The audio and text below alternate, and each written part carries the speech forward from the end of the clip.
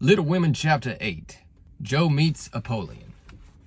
"Girls, where are you going?" asked Amy, coming into their room on Saturday afternoon, finding them getting ready to go out with an air of secrecy which excited her curiosity. "Never mind, little girls shouldn't ask questions," returned Joe sharply. "Now, if there is anything mortifying to our feelings when we are young, it is to be told that. And to be bidden to run away, dear, is still more trying to us." Amy briled up at this insult and determined to find out the secret if she teased for an hour. Turning to Meg, who refused her anything very long, she said coaxingly, "Don't tell me. I should think you might let me go, too, for Beth is fussing over her piano, and I haven't gotten anything to do, and I am so lonely." "I can't, dear, because you aren't invited," began Meg, but Joe broke in impatiently. "Now, Meg, be quiet, or you will spoil it. You can't go, Amy, so don't be a baby and whine about it. You are going somewhere with Laurie, I know you are. You were whispering and laughing together on the sofa last night, and you stopped when I came in. Aren't you going with him?" "Yes, we are. Now be still and stop bothering." Amy held her tongue, but used her eyes and saw Meg slip a fan into her pocket. I know, you're going to the theater to see Seven Castles," she cried, adding resolutely, "and I shall go, for Mother said I might see it. And I've got my rag money, and it was mean not to tell me in time." "Just listen to me a minute and be a good child," said Meg soothingly. "Mother doesn't wish you to go this week because your eyes are not well enough yet to bear the light of this fairy piece. Next week you can go with Beth and Hannah and have a nice time." "I don't like that half as well as going with you and Laurie. Please let me. I've been sick with this cold so long, and shut up, I'm dying for some fun. Do, Meg, I'll be ever so good," pleaded Amy, looking as pathetic as she could. "Suppose we take her. I don't believe Mother would mind if we bundle her up well," began Meg. "If she goes, I shan't. And if I don't, Laurie won't like it. And it will be very rude after he invited us only to go and drag in Amy. I should think he'd hate to poke herself where she isn't wanted," said Joe crossly, for she disliked the trouble of overseeing a fidgety child when she wanted to enjoy herself. Her tone and manner angered Amy, who began to put her boots on, saying in her most aggravating way, "I shall go. Meg says I may, and if I pay for myself, Laurie hasn't anything to do with it. You can't sit with us, for our seats are reserved, and you mustn't sit alone. So Laurie will give you his place, and that will spoil our pleasure. And he'll get another seat for you, and that isn't proper when you weren't asked.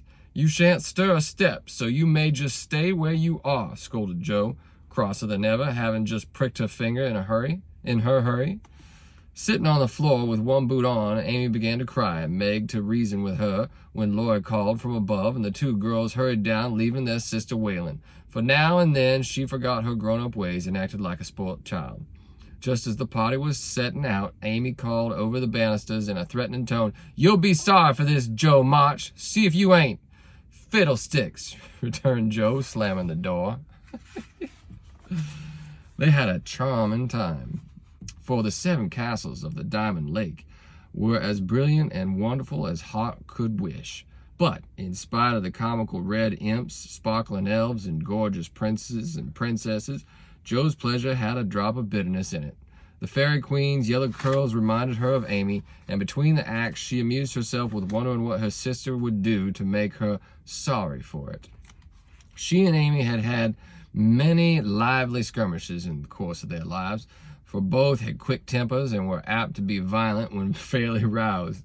Amy teased Joe, and Joe irritated Amy, and semi-occasional explosions occurred, of which both were much ashamed afterward. Although the oldest, Joe, had the least self-control, and had hard times trying to curb the fiery spirit which was continually getting her in trouble, her anger never lasted long, and having humbly confessed her fault, she sincerely repented and tried to do better. Her sisters used to say that they rather liked to get Joe into a fury because she was such an angel afterward. Poor Joe tried desperately to be good, but her bosom enemy was always ready to flame up and defeat her, and it took years of patient effort to subdue it. When they got home, they found Amy reading in the parlor. She assumed an injured air as they came in, never lifted her eyes from her book, or asked a single question. Perhaps curiosity might have conquered resentment if Beth had not been there to inquire and receive a glowing description of the play. On going up to put away her best hat, Joe's first look was toward the bureau. For, in their last quarrel, Amy had soothed her feelings by turning Joe's top drawer upside down on the floor. Everything was in its place, however, and after a hasty glance into her various closets, bags, and boxes, Joe decided that Amy had forgiven and forgotten her wrongs. There Joe was mistaken, for next day she made a discovery which produced a tempest. Meg, Joe, and Amy were sitting together late in the afternoon when Joe burst into the room, looking excited and demanding breathlessly, "Has anyone taken my book?" Meg and Beth said no at once and looked surprised. Amy poked the fire and said nothing. Joe saw her color rise and was down upon her in a minute. "Amy, you've got it?" "No, I haven't." "You know where it is then?" "No, I don't." "That's a fib," cried Joe, taking her by the shoulders and looking fierce enough to frighten a much braver child than Amy. "It isn't. I haven't gotten it, don't know where it is now, and don't care." "You know something about it, and you better tell at once, or I'll make you," said Joe. Joe gave her a slight shake. "Scold as much as you like, you'll never see your silly old book again," cried Amy, getting excited in her turn. "Why not?" "I burnt it up." "What? My little book I was so fond of and worked over and meant to finish before Father got home? Have you really burnt it?" said Joe, turning very pale while her eyes kindled and her hands clutched Amy nervously. "Yes, I did. I told you I'd make you pay for being so cross yesterday, and I have, so..." Amy got no further, for Joe's hot temper mastered her, and she shook Amy till her teeth chattered in her head, crying in a passion of grief and anger, "You wicked, wicked girl! I never can write it again, and I'll never forgive you as long as I live." Meg flew to rescue Amy and Beth to pacify Joe, but Joe was quite beside herself, and, with a parting box on her sister's ears, she rushed out of the room to the old sofa in the garret and finished her fight alone. The storm cleared up below, for Mrs. March came home, and having heard the story, soon brought Amy to a sense of the wrong she had done her sister. Joe's book was the pride of her heart, and was regarded by her family as a literary sprout of great promise. It was only half a dozen little fairy tales, but Joe had worked over them patiently, putting her whole heart into her work, hoping to make something good enough to print. She had just copied them with great care and had destroyed the old manuscripts so that Amy's bonfire had consumed the loving work of several years. It seemed a small loss to others, but to Joe it was a dreadful calamity, and she felt that it never could be made up to her. Beth mourned as for a departed kitten, and Meg refused to defend her pet. Mrs. March looked grave and grieved, and Amy felt that no one would love her till she had asked pardon for the act which she now regretted more than any of them. When the tea bell rung, Joe appeared, looking so grim and unapproachable that it took all of Amy's courage to say meekly, "Please forgive me, Joe. I'm very, very sorry." "I shall never forgive you," was Joe's stern answer, and from that moment she ignored Amy entirely. No one spoke of the great trouble, not even Mrs. March, for all had learned by experience that when Joe was in that mood, words were wasted, and the wisest course was to wait till some little accident or her own generous nature softened Joe's resentment and healed the breach. It was not a happy evening, for though they sewed as usual while their mother read aloud from Bremer, Scott, or Edgeworth, something was wanting, and the sweet home peace was disturbed. They felt this most when singing time came, for Beth could only play, Joe stood dumb as a stone, and Amy broke down, so Meg and Mother sung alone. But in spite of their efforts to be as cheery as larks, the flute-like voices did not seem to chord as well as usual, and all felt out of tune. As Joe received her good-night kiss, Mrs. March whispered gently, "My dear, don't let the sun go down on your anger. Forgive each other, help each other, and begin again tomorrow." Jo wanted to lay her head down on that motherly bosom and cry her grief and anger all away, but tears were an unmanly weakness, and she felt so deeply injured that she really couldn't quite forgive yet. So she winked hard, shook her head, and said gruffly, because Amy was listening, it was an abominable thing, and she don't deserve to be forgiven. With that, she marched off the bed, and there was no merry or confidential gossip that night. Amy was much offended that her overtures of peace had been repulsed, and began to wish she had not humbled herself, to feel more injured than ever, and to plume herself on her superior virtue in a way which was particularly exasperated. Jo still looked like a thundercloud, and nothing went well all day. It was bitter cold in the morning, and she dropped her precious turnover in the gutter. Aunt March had an attack of fidgets. Meg was pensive. Beth would look grieved and wistful when she got home. And Amy kept making remarks about people who were always talking about being good and yet wouldn't try when other people set them a virtuous example. Everybody is so hateful. I'll ask Laurie to go skating. He is always kind and jolly and will put me to rights, I know, said Jo to herself, and off she went. Amy heard the clash of skates and looked out with an impatient exclamation. There! She promised I should go next time, for this is the last ice we shall have, but it's no use to ask such a cross patch to take me. Don't say that. You were very naughty, and it is hard to forgive the loss of a precious little book, but I think she might do it now, and I guess she will if you try her at the right minute, said Meg. Go after them. Don't say anything till Jo has got good-natured with Laurie. Then take a quiet minute and just kiss her and do some kind thing, and I'm sure she'll be friends again with all her heart. I'll try, said Jo, for the advice suited her, and after a flurry to get ready, she ran after the friends, who were just disappearing over the hill. It was not far to the river, but both were ready before Amy reached them. Jo saw her coming and turned back. Laurie did not see, for he was carefully skating along the shore, sounding the ice for a warm spell that preceded the cold snap. I'll go on to the first bend and see if it's all right before we begin to race, Amy heard him say as he shot away, looking like a young Russian in his fur-trimmed coat and cap. I'll go on to the first bend and see... Oh, I already read that part. Jo heard Amy panting after her run, stamping her feet and blowing her fingers as she tried to put her skates on. But Jo never turned and went slowly zigzagging down the river, taking a bitter, unhappy sort of satisfaction in her sister's troubles. She had cherished her anger till it grew strong and took possession of her, as evil thoughts and feelings always do, unless cast out at once. As Laurie turned the bend, he shouted back, "Keep near the shore. It isn't safe in the middle." Jo heard, but Amy was just struggling to her feet and did not catch a word. Jo glanced over her shoulder, and the little demon she was harboring said in her ear, no matter whether she heard or not, let her take care of herself. Laurie had vanished around the bend. Jo was just at the turn, and Amy far behind, striking out toward the smoother ice in the middle of the river. For a minute, Jo stood still with a strange feeling at her heart. Then she resolved to go on, but something held and turned her around just in time to see Amy throw up her hands and go down with the sudden crash of rotten ice, the splash of water, and a cry that made Jo's heart stand still with fear. She tried to call Laurie, but her voice was gone. She tried to rush forward, but her feet seemed to have no strength in them. And for a second, she could only stand motionless, staring with a terror-stricken face at the little blue hood above the black water. Something rushed swiftly by her ear, and Laura's voice cried out, "Bring a rail! Quick! Quick!"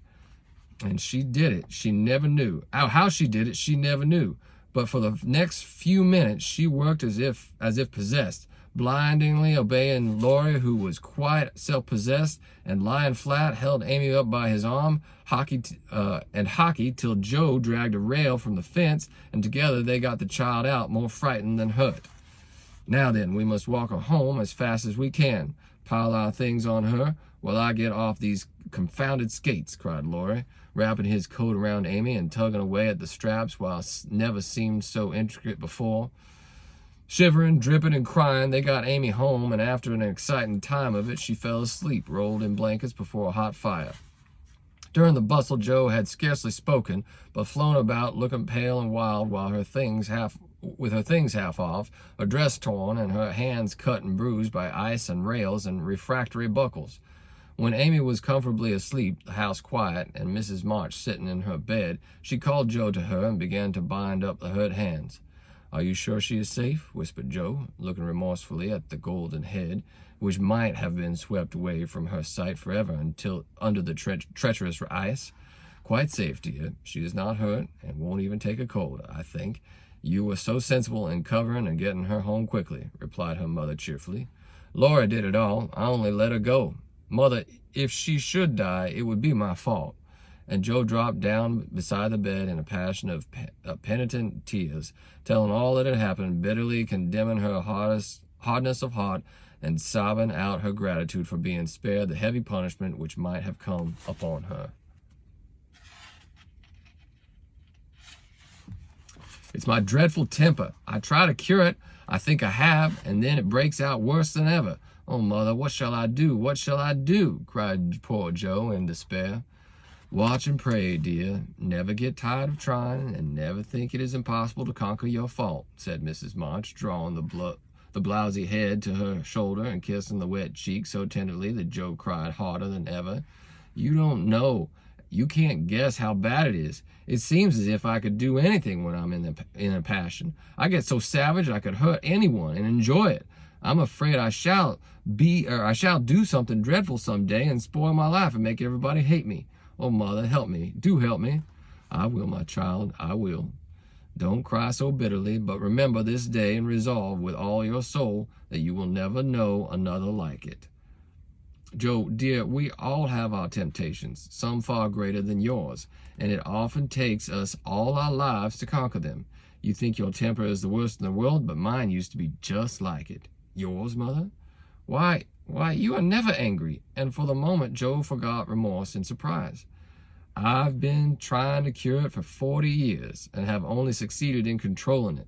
I am angry nearly every day of my life, Joe, but I have learned not to show it, and I still hope to learn not to feel it, though it may take me another 40 years to do so." The patience and humility of the face she loved so well was a better lesson to Joe than the wisest lecture, the sharpest reproof.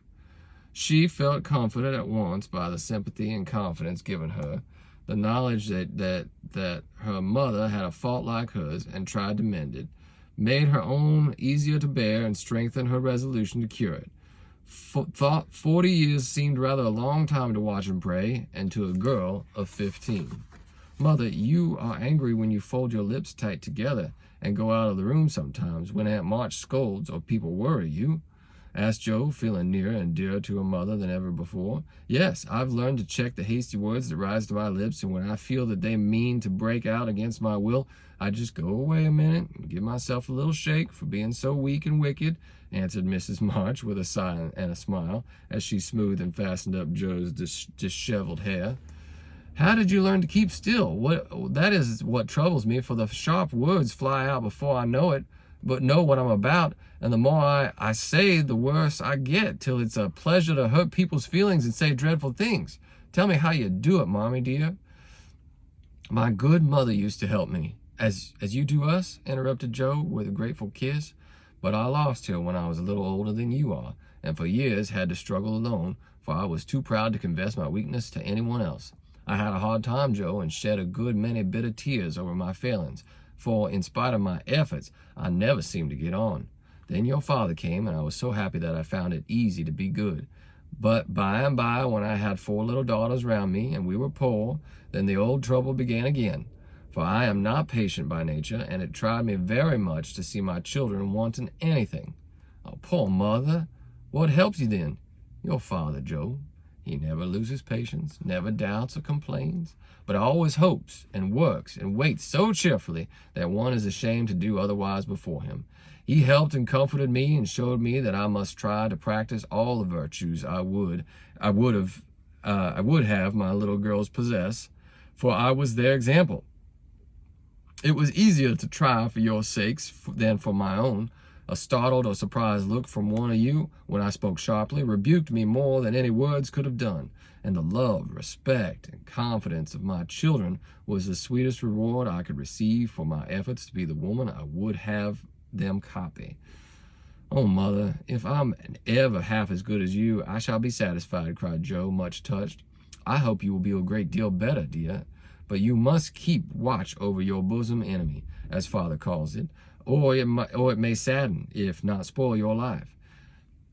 You have had a warning. Remember it, and try with heart and soul to master this quick temper before it brings you great sorrow and regret that you may know today.